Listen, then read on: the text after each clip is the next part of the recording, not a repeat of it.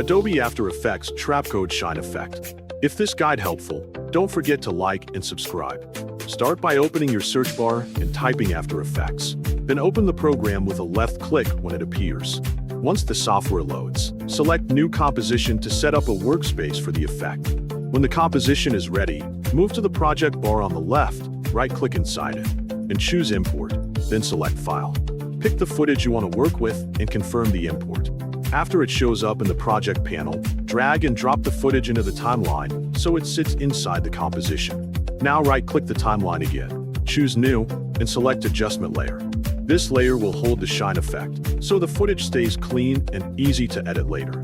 With the adjustment layer selected, go to the Effects and Presets panel on the right and type Shine into the search bar.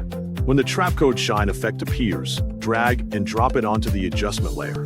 After the effect is applied, look at the Effect Controls panel and find the source point. Select it, then move the anchor point around the screen to place the center of the rays wherever you want it. Once that is done, set the ray's length to control how far the light extends across the frame. After setting the length, open the Shimmer section. Inside Shimmer, adjust the Shimmer Amount to decide how intense the flicker or glow should be.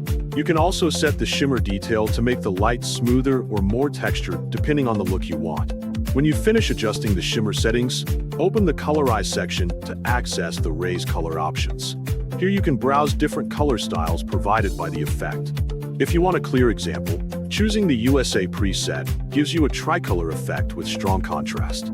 After picking the color style, take a moment to explore the rest of the settings inside Shine. Each value changes how the rays look, so feel free to try different numbers until you get exactly the style you want on your footage.